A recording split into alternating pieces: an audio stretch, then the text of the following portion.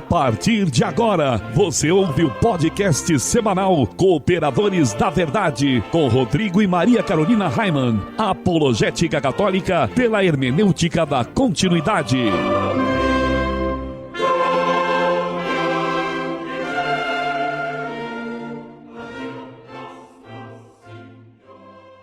Olá, amigo ouvinte, paz e bem, aqui quem vos fala é o professor Raimann e estamos começando mais um podcast semanal Cooperadores da Verdade, apologética católica pela hermenêutica da continuidade. Aqui se fala a verdade, custe o que custar, doa a quem doer. Tudo bem, Carol? Tudo muito bem, Raimann, graças a Deus. Um grande abraço aos nossos irmãos, nossos amigos ouvintes que vão nos acompanhar nesse podcast. Salve Maria Imaculada! Um grande abraço a todos os nossos irmãos dessa terra de Santa Cruz que nos acompanham no site, nas redes sociais e nas diversas rádios que nos retransmitem. E em nosso momento de oração de hoje, além de todas as intenções que estão em nossos corações, nós queremos rezar por todas aquelas pessoas que ajudam este apostolado com doações e também por aquelas que ainda irão ajudar. E nós estamos reunidos em nome do Pai, do Filho e do Espírito Santo. Amém.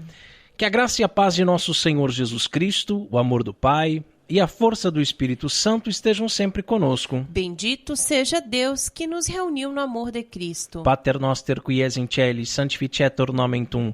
Advenia regnum tuum, fiat voluntas tua sicut in cielo et in terra. Panem nostrum quotidianum da nobis hodie, et dimittis nobis debita nostra, sicut et nos dimittimus debitoribus nostris, et ne nos inducas in tentationem, se libera nos a malo. Amém. Ave Maria, gratia plena Dominus tecum, benedicta tui in mulieribus et benedictus fructus ventris tui, Iesus. Sancta Maria, Mater Dei, ora pro nobis peccatoribus, nunc et in hora mortis nostri. Amém. Gloria Patri et Filio et Spiritui Sancto, sicut erat in principio et nunc et semper et in saecula saeculorum. Amém. Salve Maria. Senhor, fazei de mim um instrumento de vossa paz.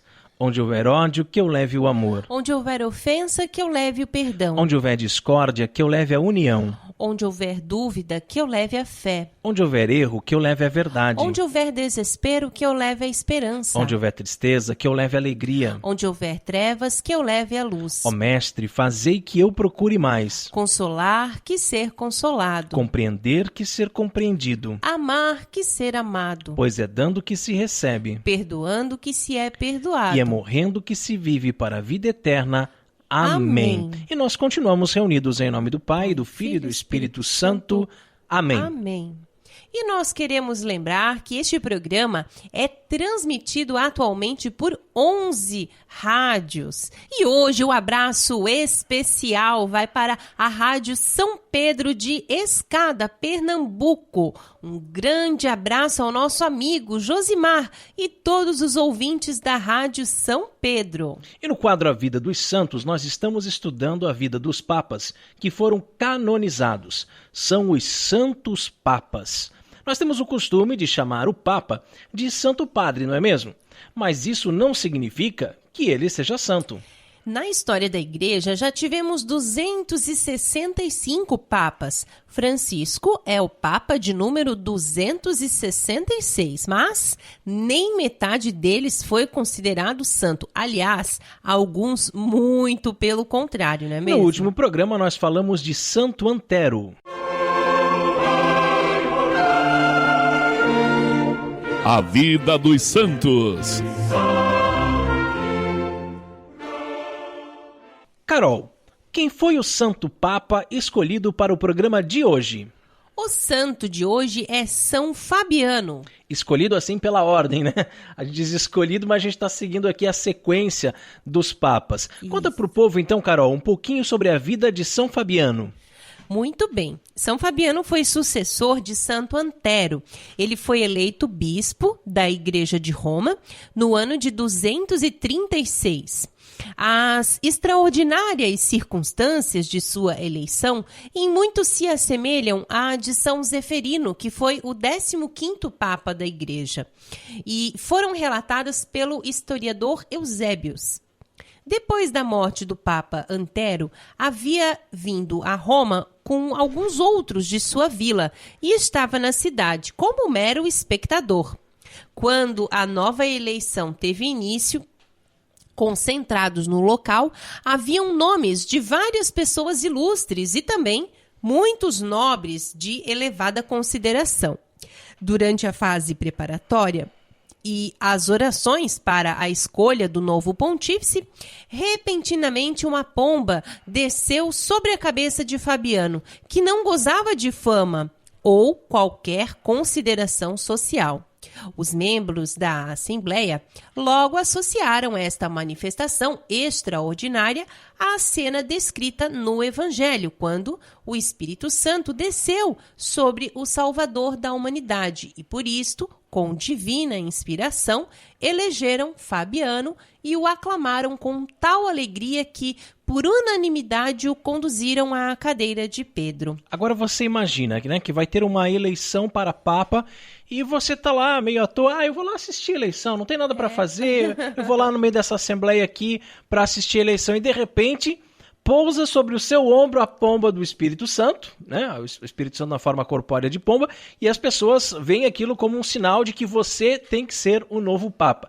Claro que isso é coisa que não acontece mais nos nossos dias, né? Nós temos que imaginar que nessa época, então a igreja era um número bem pequeno de pessoas, né? Em relação ao que nós temos hoje, e hoje existem regras bem mais claras em relação à escolha do sumo pontífice. Então não pode qualquer pessoa que, como já aconteceu em algumas vezes, nem padre não era, né? E foi eleito, foi escolhido papa. Hoje em dia não, são os cardeais que têm até uma determinada idade, que são eleitores, né? Que podem votar e que também podem ser votados, né? E que entram em conclave, na Capela Sistina, né? Portas fechadas, a imprensa não entra lá, a gente não sabe o que está se passando lá dentro, eles fazem a votação, não usam urna eletrônica, tá? Não usam urna eletrônica lá no votinho do papel, né? Depois os votos são queimados, e aí fumaça preta, não escolheu o Papa, fumaça branca, temos, né, um novo Papa, habemus Papam, né? Então isso tudo mudou no decorrer dos anos, né? A igreja foi, digamos assim, evoluindo nessas questões de escolha. Mas, no princípio, aconteciam casos como esse de São Fabiano, que são muito interessantes, né?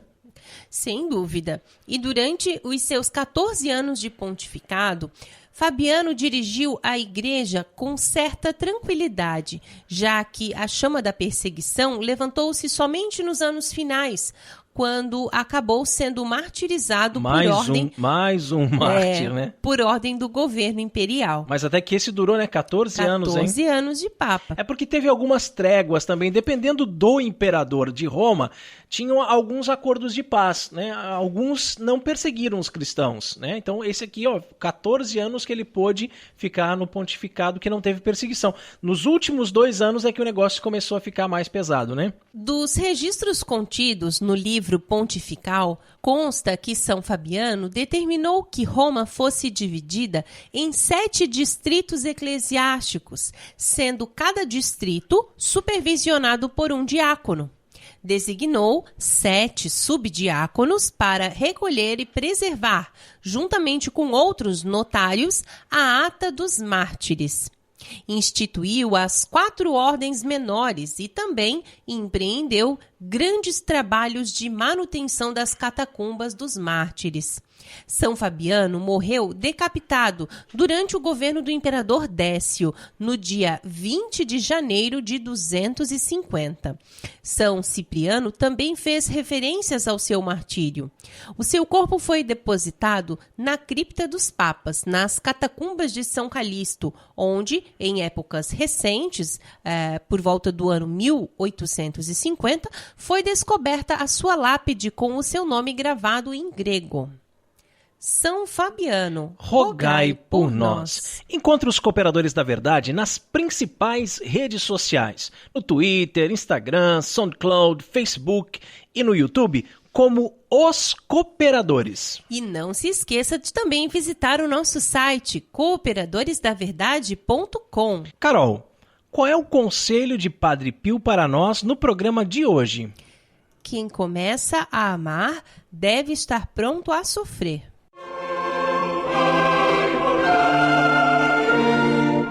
Orando com Padre Pio.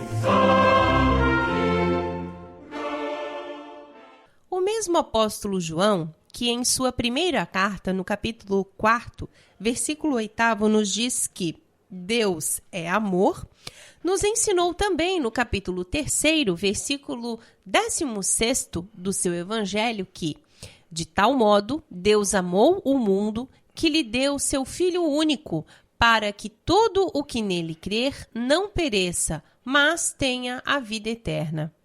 Deus é amor. Ele nos ama e enviou o seu Filho único para sofrer o suplício da cruz por amor de nós, por causa dos nossos pecados. Todo o sofrimento de Jesus foi por amor. Desde a sua captura naquela noite santa, no Horto das Oliveiras, em que ele foi apanhando pelo caminho, levando socos e pontapés, tapas e cusparadas, até o seu pseudo-julgamento com Anás e Caifás, sua flagelação pelos soldados romanos, onde as pontas do flagelo com seus ossos afiados rasgavam-lhe a carne. Desde a coroa de espinhos de roseira que lhe enfiaram na cabeça até a pesada cruz que teve que carregar até o Calvário, fazendo-o cair 3 vezes e arrebentando-lhe os joelhos. Desde os cravos que perfuraram-lhe as mãos e os pés, até a humilhação de ser pregado nu em uma cruz e de lhe darem vinagre quando teve sede. Tudo isso, todo esse sofrimento foi por amor. E Padre Pio hoje nos diz que quem começa a amar deve estar pronto para sofrer. E o que você me diz sobre isso, Maria Carolina? Todos nós, né, que não somos padres ou freiras ou frades, né, ou religiosos, que vivemos no mundo, que temos a nossa família, a nossa casa, esposo, esposa, filhos. Quando nós começamos a amar, nós devemos estar preparados porque vem o sofrimento? Sem dúvida, eu acredito que sim. Até porque toda a vida do ser humano, né? O nosso dia a dia, como bem você falou, o nosso dia a dia, a nossa vida, a nossa família, o nosso dia a dia, ele está repleto de sofrimento, né? Então, o amor, ele existe e nós temos que ter um sentido para esse sofrimento, né? Lógico. Mas não se enganem, né? Porque nós precisamos estar prontos para sofrer, sim. E o amor, ele é uma questão de opção, de escolha. Você não vai dizer assim, porque eu estou perdidamente apaixonado, estou enfeitiçado, eu não consigo parar de pensar naquela fulano, naquele fulano. Isso aí é paixonite, isso aí é bobeira da adolescência, né? Que todo mundo passa por isso. O amor mesmo é uma questão de escolha. Você opta por amar, né? Você escolhe, decide, né? Uma decisão. Eu quero amar essa pessoa ou estas pessoas. E você pode ter certeza de que o sofrimento vem. Maria Carolina, conta pra nós aquela historinha da avó Lia. Qual é a nossa nota no final das contas? Que a minha avó costumava dizer, assim, principalmente quando meu filho nasceu. E daí a gente passa muitas noites em claro, né? E faz tudo por ele, não deixa cair no chão, e não deixa sofrer, não deixa nada. E ela dizia assim, minha filha, no final das contas a sua nota vai ser 0. Ela sempre dizia isso. E a gente entende isso assim como, né, não faça as coisas esperando uma retribuição, não faça as coisas esperando que alguém vai te agradecer, que teu filho vai te agradecer, ou que tua esposa vai te agradecer, teu esposo vai te agradecer. Faça por amor.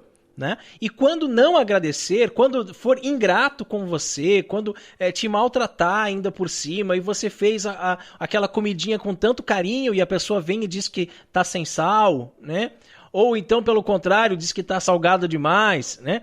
E tudo isso, todo esse sofrimento, porque a gente às vezes fala em sofrimento, pensa numa coisa grande, né? São pequenos sofrimentos que você tem no dia a dia, uma rejeição, né? Uma palavra mais dura, você chega em casa do trabalho, depois de um dia sofrido no trabalho, depois de um dia, e aí a sua esposa te trata com indiferença ou alguma coisa nesse sentido. Esses pequenos sofrimentos, né? Então não espere um reconhecimento, não espere uma gratidão, sofra por amor e no final das contas ninguém vai reconhecer mesmo, só quem vai reconhecer é Deus. E né? também assim, né, Raimon, quando a gente pensa, né, que se a gente começa a amar uma pessoa, a gente tem que estar pronto para sofrer. Porque quando a gente ama uma pessoa, a gente também não vai viver só pra gente, né? Não vai viver para aquilo que a gente quer, na hora que a gente quer. Sim, tudo muda, né? Tudo muda. Quer. E então, por isso também que eu acredito que o sofrimento, ele já está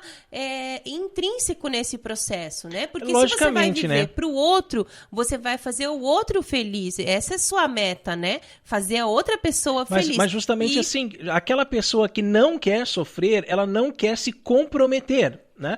Com nada, absolutamente nada. Então por que tantas pessoas não querem mais ter filhos?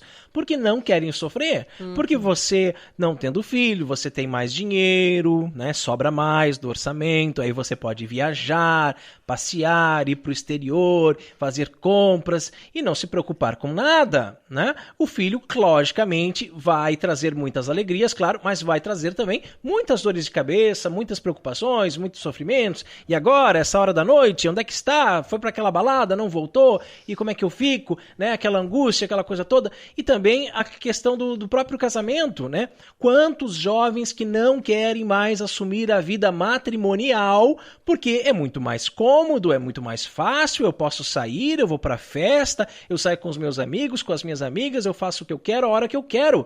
E quanta gente que a gente percebe que casados, católicos, casados, né? E que querem viver como solteiros e que querem, não, você sai com os teus amigos que eu saio com as minhas amigas, né? É porque não tem um comprometimento, porque o compromisso, e aqui a gente sabe que o compromisso é esse amor, né? O compromisso, o amor faz com que você sofra sim, né? E Jesus, que tanto sofreu por nós, e ali a Carol muito bem falava sobre o sofrimento da cruz, né? E que ele apanhou e que recebeu a coroa de espinhos e tudo mais, mas esse sofrimento ele já começa desde o nascimento, né? Que vai nascer pobre numa manjedoura, ele que é o rei dos reis, o senhor dos senhores, que poderia nascer em berço de ouro, com tudo do bom e do melhor, já vai nascer pobre, já vai ser perseguido, já vão ter que se esconder no Egito, né? Porque por causa de Herodes que estava matando os inocentes, enfim. A vida de Jesus ela é cercada de sofrimento. Sim. E aí quando ele faz discípulos, ele deixa isso muito claro para os seus discípulos, né? Quem quer me seguir vai sofrer, vai ter que tomar a sua cruz, né? Jeito, não tem uma opção mais fácil, né? E o mais impressionante é que, assim, Jesus, ele estava pronto para sofrer por amor, né? Por amor de nós, né? Todo esse amor que ele tinha pela humanidade. E certamente ele faria tudo de novo, né? Se fosse preciso. Tudo porque ele nos ama, né? Mas e quanto a nós? O que nós estamos dispostos a fazer por aqueles que nós amamos? Eu acho que essa é uma grande pergunta, porque muitas vezes nós não amamos. Acho que o grande problema é esse, nós não amamos as pessoas, nós amamos a nós mesmos, nós amamos apenas o nosso próprio umbigo. Então eu quero uma pessoa que me faça feliz. Por isso que eu vou casar. Gente, se você está pensando dessa maneira, então não casa. Né? Aquela historinha do felizes para sempre, viveram felizes para sempre, que a gente vê no conto de fadas, ela é sempre assim, ó, lutaram para ficar juntos, agora que ficaram juntos, acabou a história, viveram felizes para sempre. Não, agora que começa, agora que o negócio começa, gente, né? E quando um jovem, uma jovem se conhecem e começam a namorar, tudo é maravilhoso, não é mesmo? Mas com o passar do tempo, começam a aparecer as provações, as dificuldades, começa-se a descobrir os defeitos um do outro. E muitas vezes é mais fácil abandonar o barco, como se diz, do que suportar os sofrimentos por amor. Você lembra o que o padre falou pra gente? Claro que lembro. né? E na nossa entrevista, né, pré-nupcial, né, pro casamento, e ele falou, mas depois vocês vão começar a descobrir os podres, né? E vai, mas padre, eu já conheço vários, não, mas vai aparecer outros ainda. A gente tá junto, né, vários anos, padre, a gente já tá junto. Namoro, noivado, mas né? Não duvide, não se esqueça, vocês vão descobrir mais coisas. Vai aparecer todos os podres, né? E muitos casais que a gente vê que dizem assim, porque o meu casamento esfriou, porque o amor acabou, porque eu não sinto mais nada por ela, eu não sinto mais nada por ele, vou me separar. Neste momento é que é hora de amar. Nesse momento que aquele calorzinho gostoso no coração você não sente mais, agora que é hora de você assumir e dizer assim, é a minha cruz. E é a cruz da alegria, não é a cruz no mau sentido, né? É a minha cruz, é a minha missão. Eu casei, eu vou amar essa pessoa pro resto da minha vida com todas as suas falhas, com todos os seus defeitos, né? Então você tem que assumir isso para a sua vida. E eu digo assim, muito claramente para você, homem que me ouve neste programa, né, que muitas vezes passa por situações de desemprego, situações de falta de saúde, né, de enfermidades, enfim, e que às vezes trabalha em algumas coisas que realmente são desgastantes, chega muito cansado em casa, né, aquele desânimo, aquela coisa toda. Faça tudo com alegria, porque você está fazendo pelas pessoas que você ama, a sua esposa, os seus filhos. E para você, mulher, que é dona de casa, com orgulho, né? Com orgulho, é dona de casa, que fica em casa, que lava a louça, que lava a roupa, que limpa o banheiro, que deixa a casa bonitinha, cheirosinha para quando o seu marido chegar, para quando os filhos chegarem da escola, né? Então faça tudo isso por amor. Esses pequenos sofrimentos a gente vai oferecendo no dia a dia, né? Vai dando, como a Carol falou, um sentido para eles, né? E eu estava falando aqui do namoro, né? Mas no casamento não é diferente, porque cada dia é um novo desafio. Muitas concessões precisam ser feitas pelo bem de todos. Abrir mão de algo que às vezes é valioso para um, mas que não tem tanta importância para o outro. Sempre em busca do que é melhor para os dois, para a família. Então, quando você era solteiro, você gostava de uma determinada coisa e você gastava, às vezes, rios de dinheiro com aquilo. E agora você não pode mais, porque você tem um orçamento familiar. Então, você tem que morrer para si mesmo, né? Da mesma forma que o sacerdote morre para si, para viver para Cristo, você morre para si mesmo para viver para a sua família, né? Para a sua esposa, para os seus filhos. E assim, o casal sofre um por amor do outro. Mas também, como eu já disse, os dois sofrem por amor aos filhos. E não há amor sem sofrimento, gente. As coisas, elas estão atreladas, sim. Quem quer amar, prepare-se para sofrer. Se você não está disposto a sofrer, então não está preparado para amar. É simples assim. Deus não quer de nós sacrifícios, mas quer o nosso amor. É um Deus ciumento, sim. Durante a Quaresma, vivemos um período de muitos sacrifícios, né? Mortificações, jejuns, abstinências, mas tudo por amor, né? Se não fosse o amor, nada teria sentido. Nós sofremos, sim, mas porque amamos. Muitas pessoas não estão dispostas a sofrer e, com isso, só se decepcionam, né? Achando que o amor será um mar de rosas. Mas não será, não se engane. Terão rosas, sim, muitas rosas, né? Mas com elas os espinhos e, às vezes, até mesmo uma coroa de espinhos. Gente, nós vivemos tempos difíceis, não é mesmo? A perseguição aos cristãos já começou, principalmente a perseguição aos católicos. E aí eu me pergunto, quem está disposto a dar a vida por Jesus? A sofrer, ser torturado, ser martirizado, como os papas no início da igreja, né?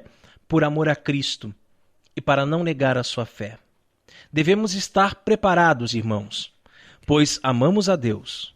Amamos Jesus, amamos a Igreja Católica, amamos os santos, amamos os sacramentos e teremos ainda muito que sofrer para defender e guardar o depósito da fé, lutando contra os hereges de fora e os hereges de dentro, que que são os mais complicados, né? É verdade.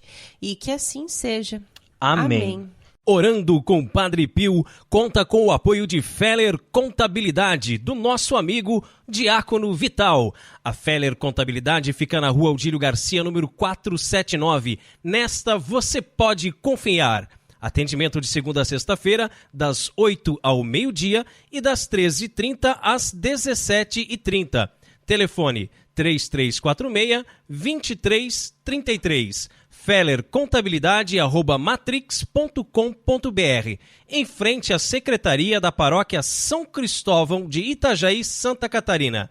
Feller Contabilidade, a sua empresa nas mãos certas. Se você também gostaria de anunciar a sua empresa no programa Cooperadores da Verdade, entre em contato conosco e ajude-nos a evangelizar.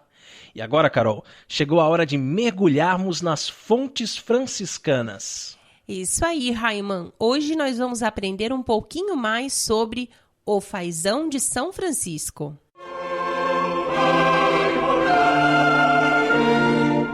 Fontes franciscanas.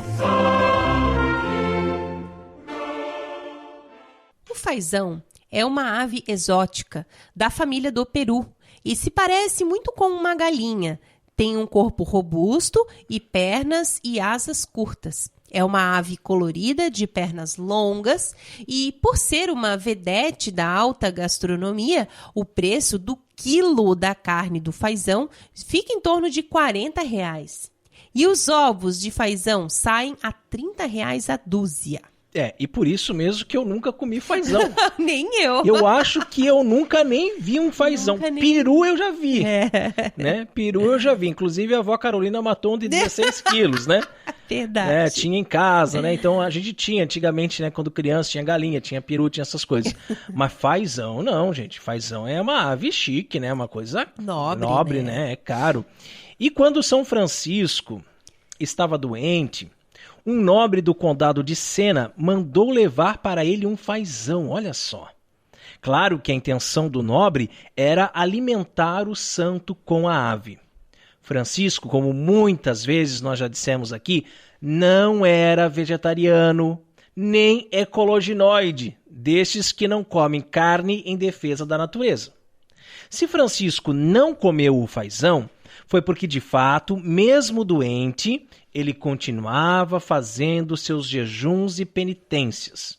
E sabemos o quanto ele maltratou o irmão corpo para pagar as penas temporais e se purificar de seus pecados ainda em vida, e assim ir do leito de morte direto ao paraíso, sem passar pelo purgatório.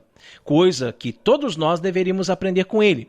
Pois, afinal, as dores infligidas nesse local de purificação são tão intensas que a menor pena do purgatório ultrapassa a maior desta vida. Nós, muitas vezes, fazemos exatamente o contrário do que São Francisco fazia. Ele ganha o fazão, ele está doente, está fraquinho, ele ganha um fazão, ele poderia dizer assim, não, eu vou comer para restaurar a minha saúde, depois eu volto com o jejum. Nós, quando estamos doentes, começamos a fazer manha, ficamos bem, vem cá, me traz um copo d'água, eu não consigo levantar, e faz tudo para mim, e não sei o que, aquela coisa toda, né? E nós, quando não estamos doentes, mas não resistimos ao sabor dos alimentos, né? A uma comida boa, bem temperada, né? Uma carne bem mal passada, né? E etc, etc. Então a gente come às vezes com os olhos, né? Às vezes o corpo nem precisa daquele alimento, a gente já está mais do que satisfeito, a gente já está aí pesando mais de 100 quilos, mas mesmo assim a gente está ali e querendo comer cada vez mais, né? A gente muitas vezes não se preocupa em purificar os nossos pecados em vida. Nós temos muitos pecados, né? Nós somos pecadores. E aí a gente peca, se arrepende, confessa, o padre dá uma penitenciazinha leve, muitas vezes muito simples, muito fácil de se cumprir, e a gente acha que deu, pronto, tá bom, não preciso fazer mais nada. Nós deveríamos fazer penitência. Francisco de Assis, ele convocou todas as pessoas, não é convidou, convocou todo o povo da cidade de Assis e região a fazerem penitência. E, gente, já passou da hora de nós começarmos a fazer penitência, a nos penitenciarmos aqui nesta vida para tentar diminuir os sofrimentos do purgatório. Porque quem de nós pode encher a boca e dizer assim, se eu morrer hoje eu vou direto para o céu? Não tem ninguém. Ninguém, gente. Então nós precisamos fazer penitência. Lembra, né, que a menor pena do purgatório é muito maior do que a maior pena dessa vida. Então você imagina, que qual pode ser, na sua opinião, a maior dor que um ser humano pode sofrer aqui nessa terra? Você já pensou? Tem tantos acidentes, tantas coisas, né, e tudo mais. Teologicamente, a maior dor que um ser humano pode passar aqui na terra é a que Jesus sofreu. A que Jesus sofreu. Agora imagina o sofrimento de Cristo. Não consegue? Né?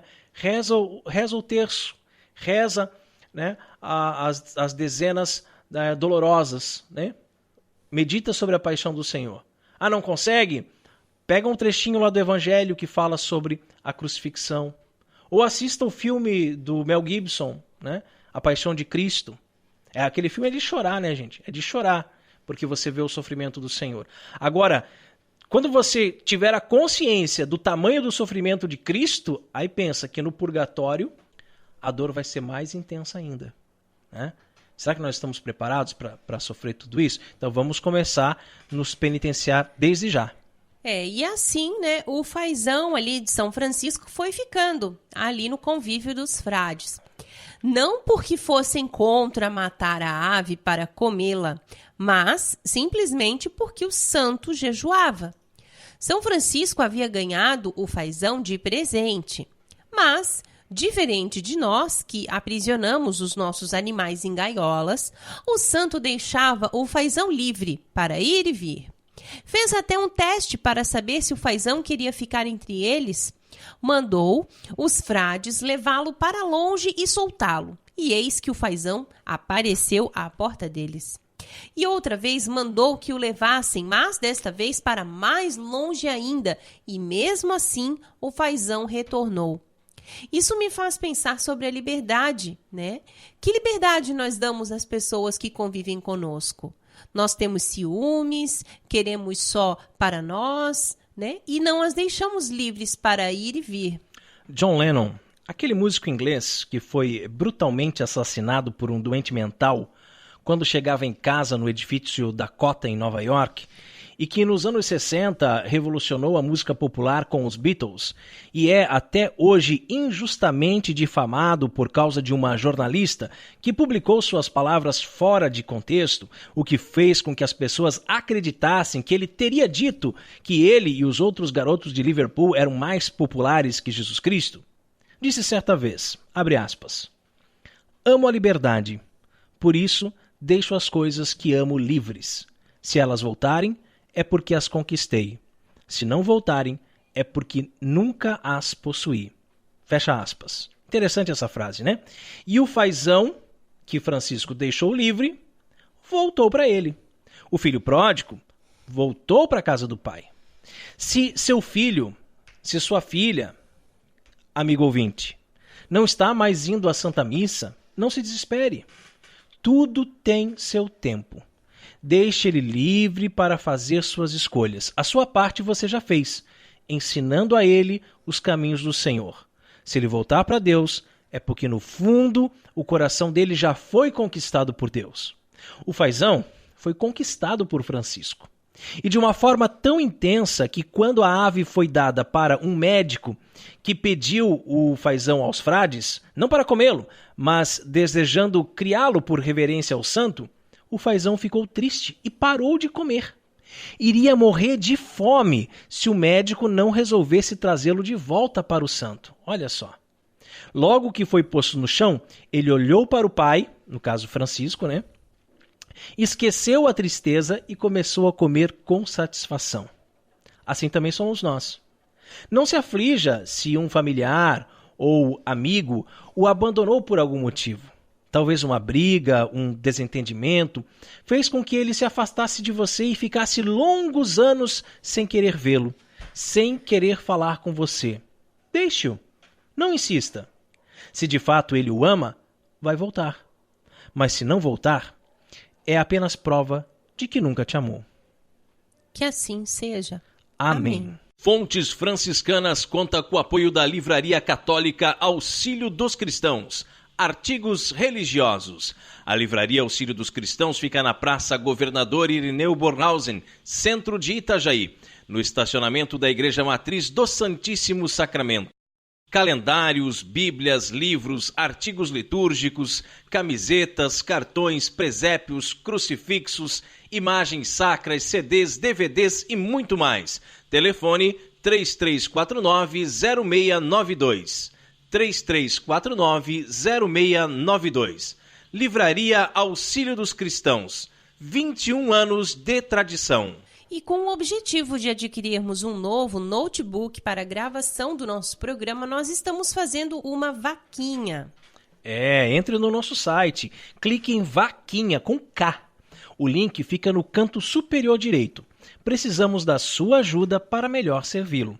Mas se preferir, você pode se tornar sócio do Clube do Ouvinte dos Cooperadores da Verdade. Sim, e ao se tornar sócio, além de ajudar com essa obra de evangelização, tem várias recompensas. Entre no nosso site e clique em apoia.se. Está lá do lado da vaquinha.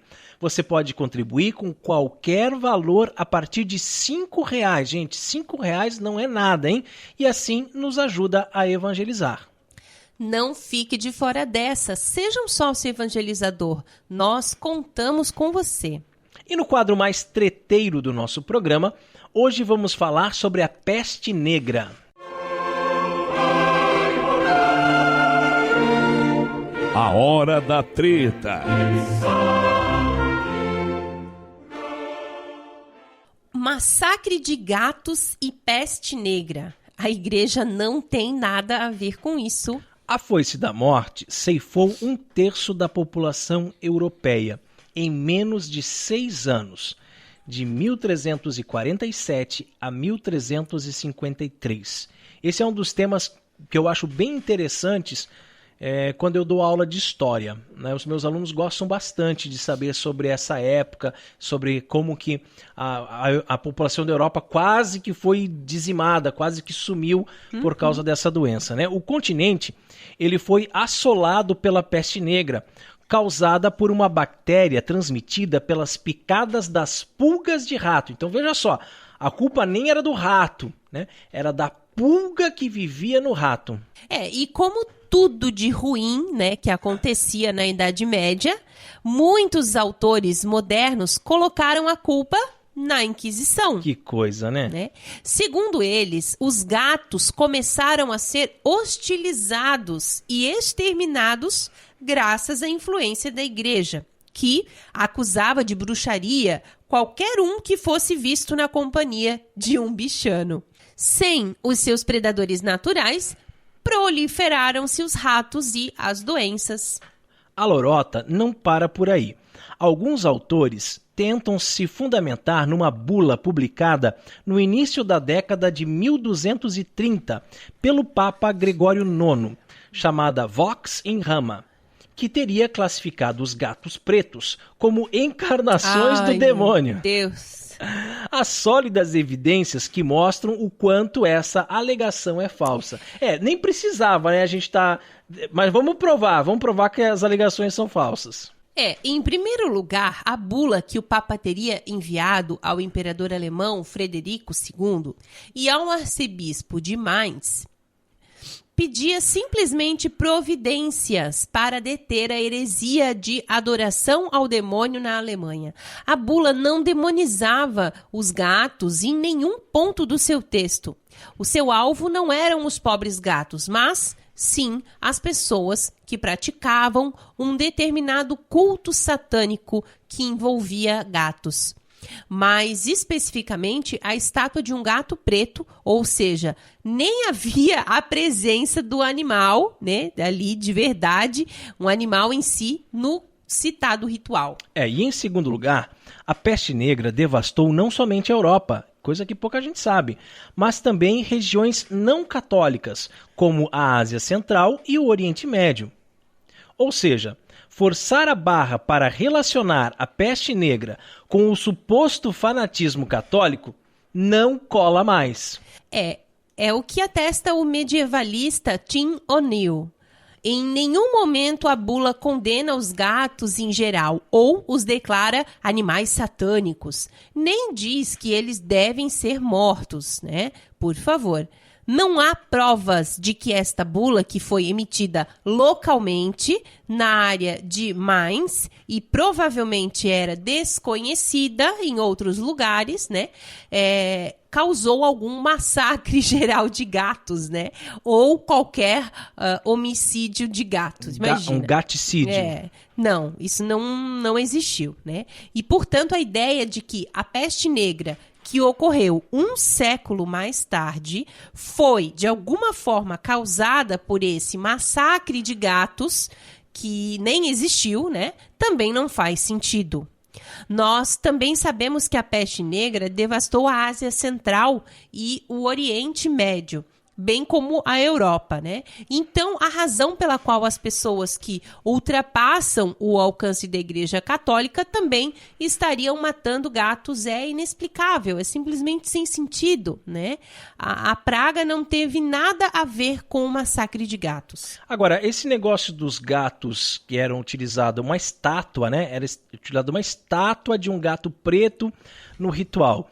E isso, claro, a igreja condenava, porque a igreja condenava esses rituais satânicos, como condena até os dias de hoje. Agora eu me pergunto, será que é por isso que dizem que o gato preto dá azar? Pode ser que começou por aí também, né? Alguns autores católicos dizem que há controvérsias sobre a veracidade, a autenticidade desse documento. Afinal, a edição mais antiga que se conhece dele foi publicada mais de 500 anos após a suposta publicação do documento original. É a edição de 1748 da coleção Sanctorum Conciliorum et Decretorum Nova, de Philippe Labbé.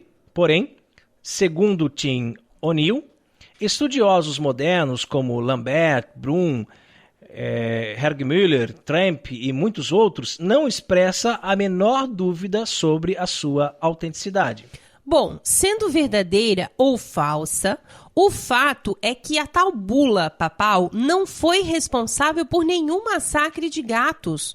Isso é um mito derrubado. Então vamos à mentira em si, né? Como é que surgem esses mitos, como é que surgem esses boatos, né? O Papa Gregório IX ordenou o extermínio dos gatos, e assim o tentaram. A humanidade pagou caro por isso. Os ratos tomaram conta do pedaço.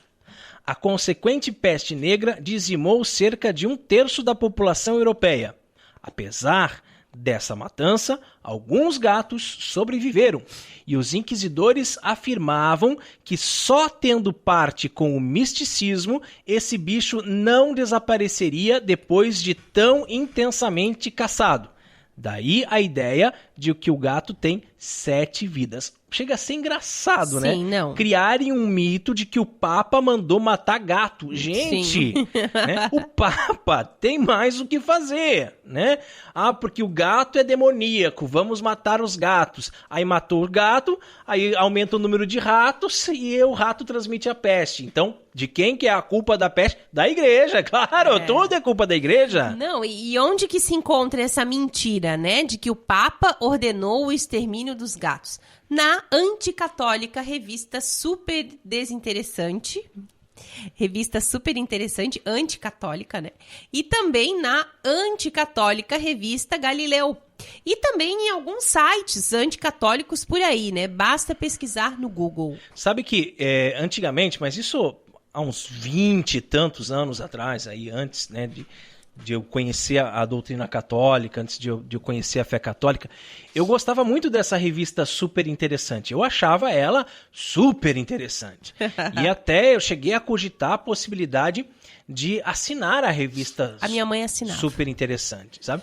Eu nem era católico, gente. Claro, batizado, né? Aquela coisa, mas nunca pisava numa igreja, nunca ia numa missa, né? Aquela fasezinha lá da adolescência e tal.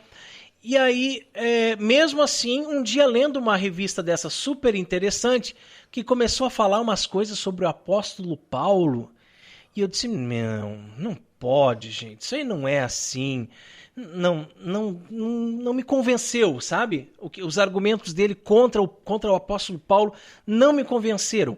E ali eu comecei a perceber, eu nem era católico, repito, comecei a perceber o quanto essa revista ela é anticatólica. Agora, o que me entristece é saber que existem católicos que se confessam, que comungam, que vão à missa e que leem essa revista e acreditam nas bobagens que essa revista traz. E não somente essa, mas a revista Galileu também, no mesmo pé de igualdade, eu vou colocar aqui absurdos que essas revistas falam contra a Igreja Católica, e o povo acredita e vai perdendo a fé. Isso é uma coisa demoníaca, né? Agora, qual que é a verdade sobre isso tudo, né?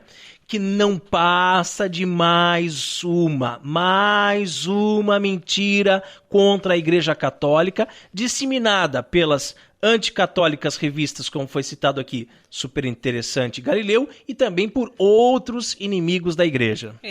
O Papa Gregório IX nunca emitiu qualquer bula contra gatos, nunca emitiria uma bula nesse sentido. É ridículo, né?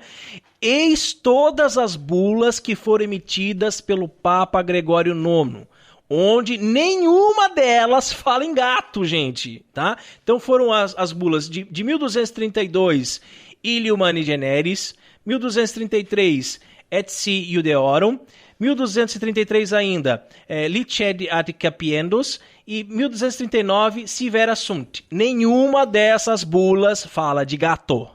Portanto é falsa, né? Tal acusação contra o Papa, coitado, né? E mais falsa ainda a acusação da irresponsável revista, super interessante, em querer culpar a Igreja pela peste negra, né? Usando essa mentira, visto que depois do pontificado do Papa Gregório IX, passou-se mais de um século para que a peste negra surgisse na China, onde os gatos abundavam. E na China não tinha Igreja Católica não, gente. Imagina, essa pandemia matou 12 milhões de pessoas na China e Índia. Vai culpar quem agora, né? Vai culpar quem? O Papa Gregório IX, ele foi Papa de 1227 a 1241. A pandemia da peste negra só atingiu a Europa em meados do século XIV, mostrando assim a ignorância dos caluniadores. E falando novamente nos caluniadores, né? Você católico tem em casa a revista super interessante, a revista Galileu, faz uma fogueira. Não compra mais isso, não dá mais dinheiro para eles não. E outra coisa, né? Que a Inquisição foi criada para perseguir bruxas é uma outra falsidade forjada pelos protestantes, né?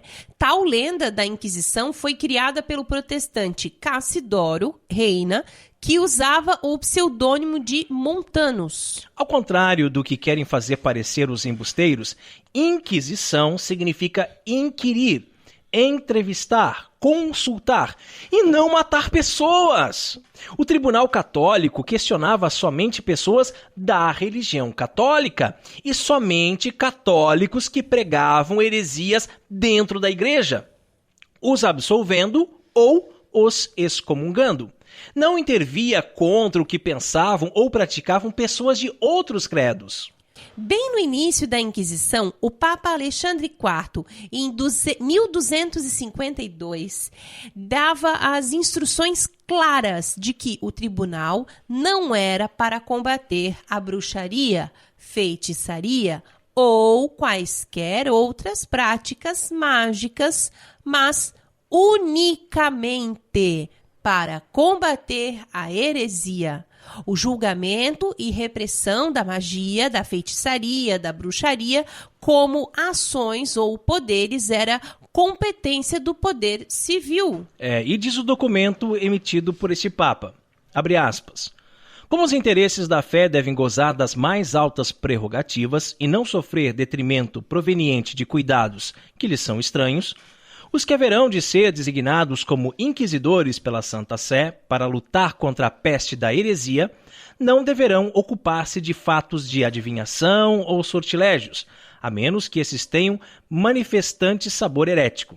Eles não deverão castigar os que se entregam a essas práticas, senão que deixarão essa solicitude à justiça local. Fecha aspas. Sim, e é muito interessante isso, né? Como Haiman explicou um pouco antes, que a Inquisição ela foi feita para católicos, né? Exato. Questionar, para entrevistar, para inquirir os católicos, buscando prováveis heresias que estes católicos estivessem fazendo ou estivessem... Exato, e a Inquisição ela salvou muitas pessoas da fogueira, porque antes o Tribunal Civil, ou seja, o Estado, ele julgava todo mundo e condenava, né? E a Igreja veio para inquirir, né? Para intervir, para não deixar que morresse tanta gente assim.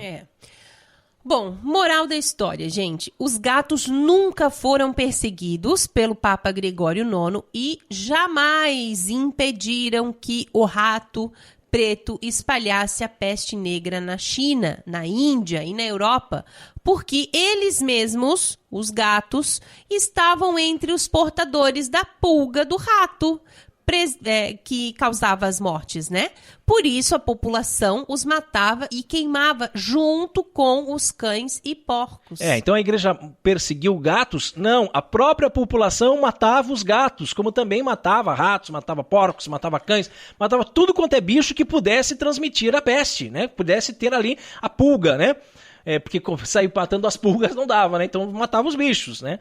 Ainda hoje, os gatos, entre muitas doenças, transmitem aos humanos uma doença parasitária que é a toxoplasmose, que é provocada por um protozoário, o Toxoplasma gondii, que infecta os felinos que comem aves, ratos ou carne contaminada.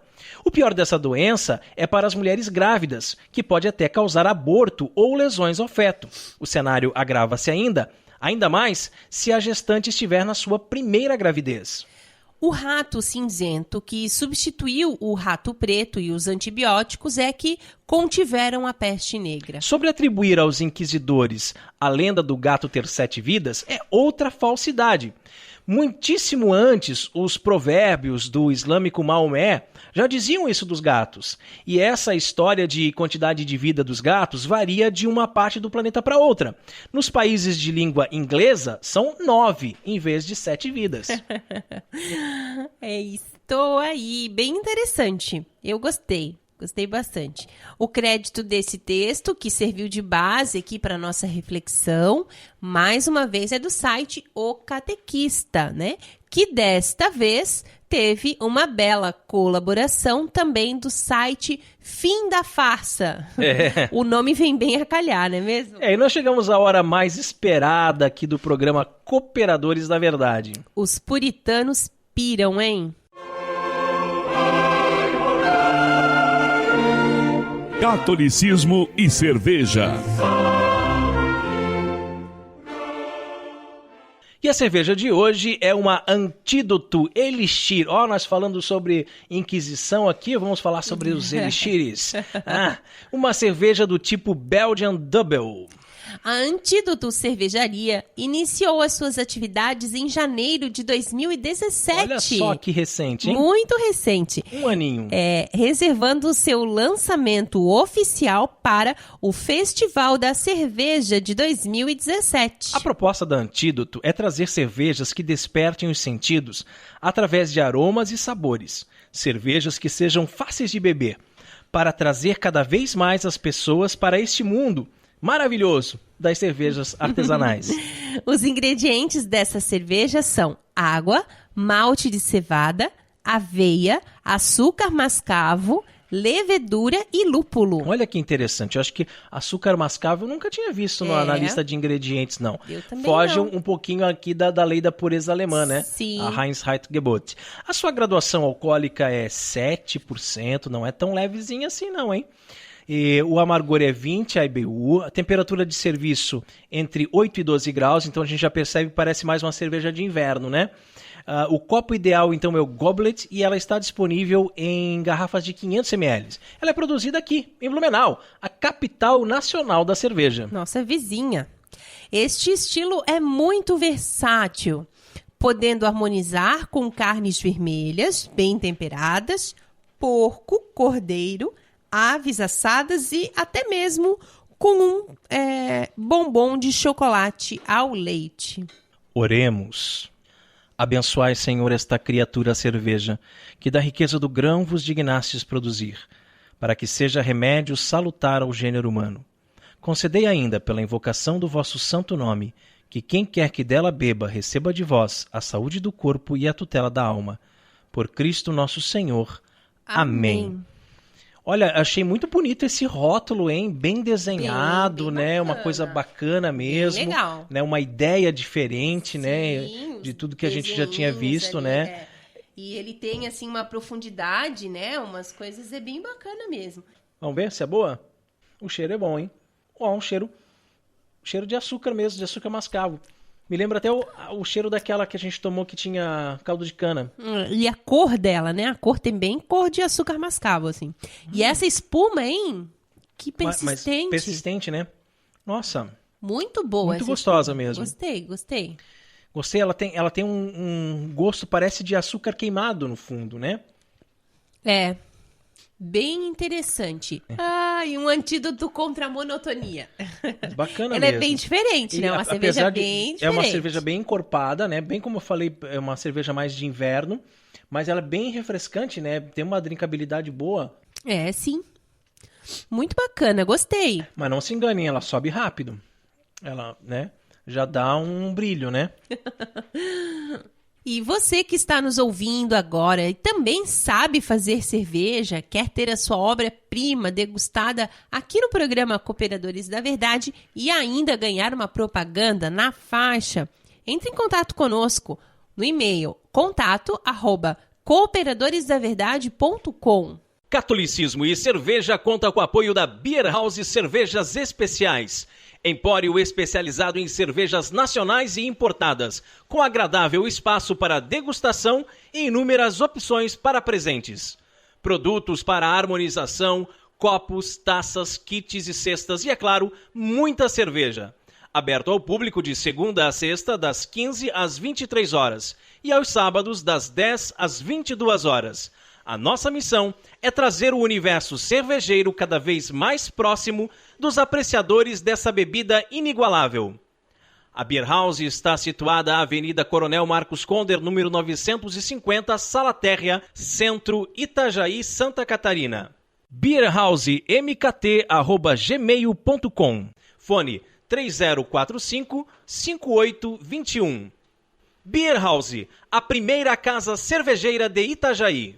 E rezemos a Virgem, que nos proteja, nos guie e cuide do nosso apostolado. Salve Regina, Mater Misericordiae, vita dulcedo et spes nostra salve. A te clamamos, exulis filii Eve, a te suspiramos, gementes et flentes in ac lacrimarum vale. Ea ergo advocata nostra, ilus tuos misericordis oculos ad nos converti, et iesum benedictum fructus ventris tui, nobis pos hoc exilium ostendem.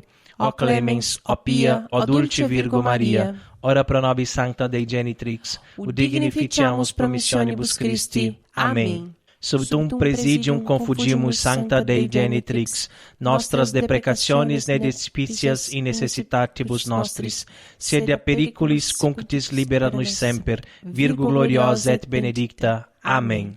E chegamos ao fim de mais um programa Cooperadores da Verdade. Venha você também ser um cooperador participando aqui conosco. Colabore com esse apostolado, fazendo a sua doação para que possamos adquirir equipamentos melhores e manter esse programa no ar. Contamos com a sua generosidade e também com a sua oração. Muito obrigado a você que nos acompanhou nesse podcast. Ajude a divulgar compartilhando nas redes sociais. Muito obrigada, Raiman. Obrigada a você que nos acompanhou também, né? Nos ouviu. E mande um e-mail para nós, diga o que está achando, né? O que achou desse programa.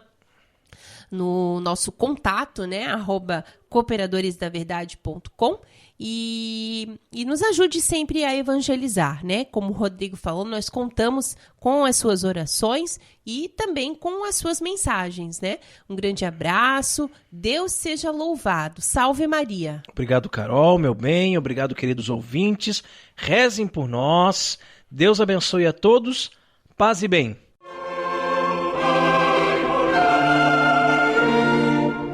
Você ouviu Cooperadores da Verdade, com Rodrigo e Maria Carolina Raimann. Apologética católica pela hermenêutica da continuidade.